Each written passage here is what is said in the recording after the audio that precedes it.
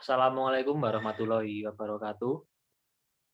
Kami dari kelompok 9 akan menjelaskan mengenai dualitas yang beranggotakan dari yang pertama adalah saya sendiri, Dian Pramana, yang kedua Naufal Haidarido, yang ketiga Muhammad Gofur Putranto, yang keempat Muhammad Surya Abadi.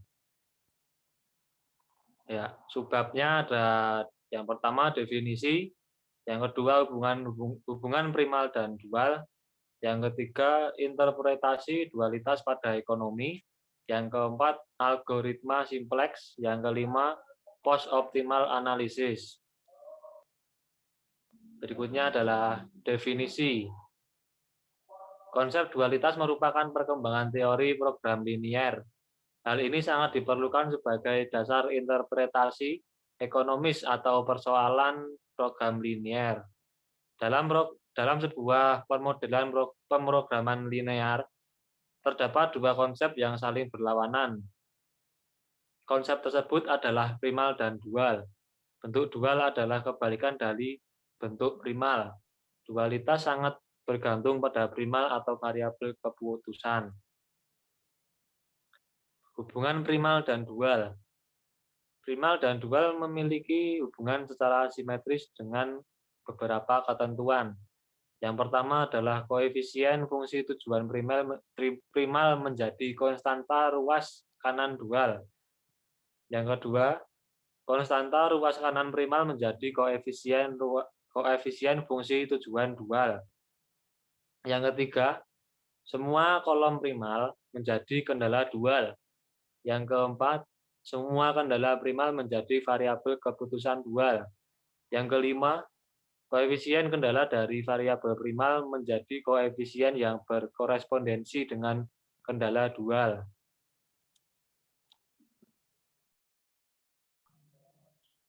Selanjutnya adalah contoh dari hubungan primal dan dual. Yang pertama ada A, bentuk primal dengan maksimum Z sama dengan 4x1 tambah 10x2 plus 15x3 dengan kendala 1 pertama x1 plus 4x2 plus 2x3 lebih kecil atau sama dengan 13. Yang kedua ada 2x1 plus x2 plus 3x3 lebih kecil atau sama dengan 17. Yang ketiga ada x1, x2, x3 lebih besar daripada atau sama dengan 0. 2. Bentuk dual minimum.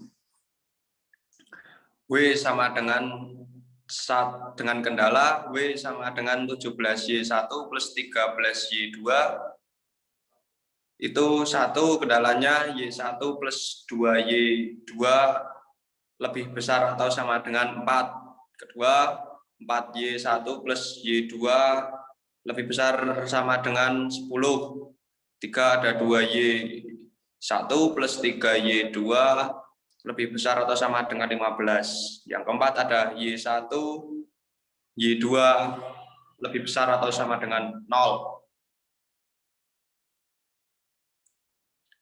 Selanjutnya, sebab kedua ada interpretasi dualitas pada ekonomi. Ketiga, ini ada interpretasi dualitas pada ekonomi. Yang berarti dalam ekonomi, solusi optimum bentuk dual dapat diartikan sebagai jumlah batasan unit sumber daya yang digunakan. Nilai optimum dari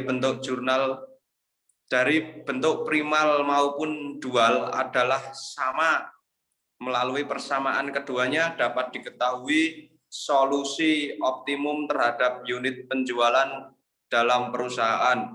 Hal ini membantu manajer dalam membuat alternatif tindakan untuk mencapai keuntungan maksimum dengan berapa banyak unit-unit produksi yang dihasilkan.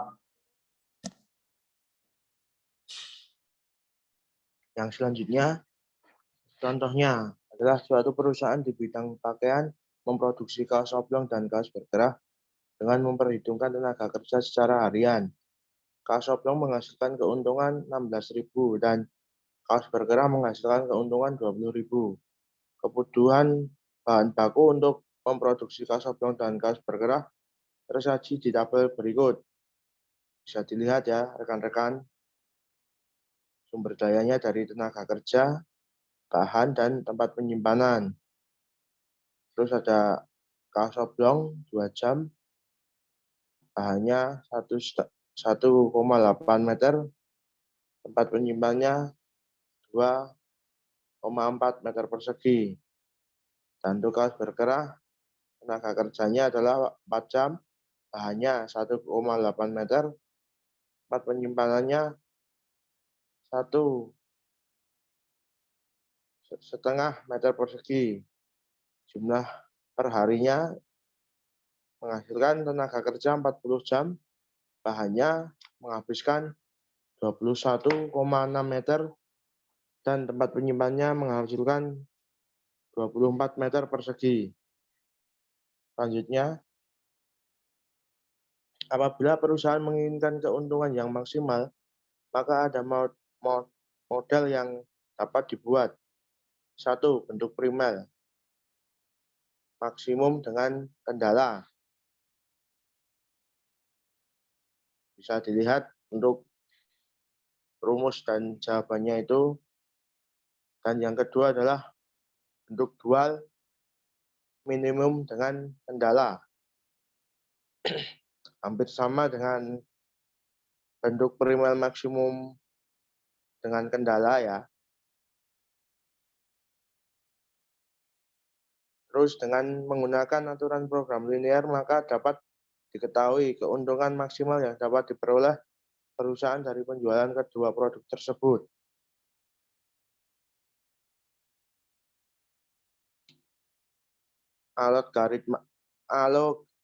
Subbab yang keempat, algoritma kompleks adalah algoritma simpleks merupakan suatu prosedur matematis berulang untuk menyelesaikan hasil optimum pada program linear. Dalam algoritma simpleks dilakukan dengan menguji titik-titik sudut tertentu. Dalam metode simpleks, model program linear diubah dalam bentuk tabel. Metode simpleks mentransformasikan tanda pertidaksamaan menjadi tanda persamaan atau sama dengan, serta menambahkan variabel baru yang disebut variabel slack atau variabel pengurang.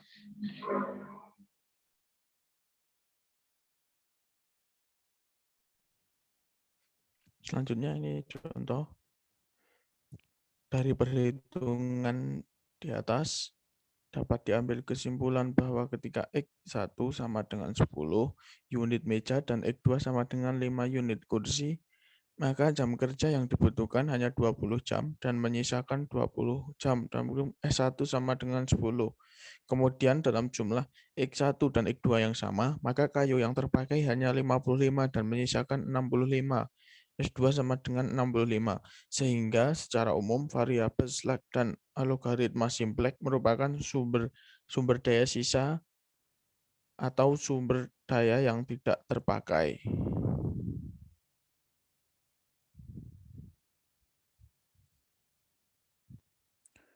Selanjutnya ada post optimal analysis.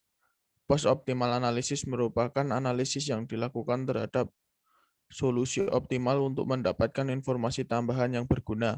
Dua macam analisis post optimal meliputi analisis dualitas dan analisis sensitivitas. Yang pertama, analisis dualitas dilakukan dengan merumuskan dan menginterpretasikan bentuk dual dari suatu model. Seperti yang telah disebutkan di atas, bentuk dual merupakan suatu alternatif dari model program linear yang telah dibuat dan berisi informasi mengenai nilai sumber. Setiap model program linear terdiri atas dua bentuk, yaitu model primal dan dual. Contoh dari analisis dualitas seperti pada rangkuman poin 2 dan 3. Yang kedua, analisis sensitivitas merupakan analisis yang dilakukan untuk mengetahui pengaruh dari perubahan yang terjadi pada parameter-parameter program linear terdapat solusi optimal yang telah dicapai.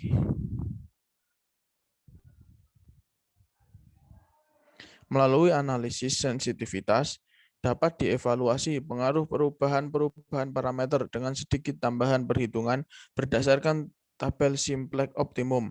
Terdapat 6 perubahan dalam analisis sensitivitas yang berhubungan dengan sifat primal dan dual sebagai berikut. Yang pertama, perubahan koefisien fungsi tujuan untuk variabel non-basis. Sifat yang digunakan adalah sifat kedua dari primal dan dual. Perubahan koefisien fungsi tujuan pada variabel basis. Sifat yang digunakan adalah sifat pertama pada primal dan dual. Yang ketiga, perubahan pada ruas kanan suatu pembatas. Sifat yang digunakan adalah sifat ketiga pada primal dan dual. Selanjutnya, perubahan kolom untuk suatu variabel non-basis. Sifat yang digunakan adalah sifat keempat pada primal dan dual. Yang kelima, penambahan suatu variabel atau aktivitas baru. Maka digunakan kombinasi dari sifat kedua dan keempat pada primal dan dual. Yang terakhir yaitu penambahan suatu pembatas baru. Dilihat dari sejauh mana perubahan yang terjadi dari sifat-sifat pertama sampai keempat. Terima kasih, cukup sekian pemaparan dari kelompok kami. Apabila masih banyak kesalahan dan kekurangan, mohon maaf. Sekali lagi, wassalamualaikum warahmatullahi wabarakatuh.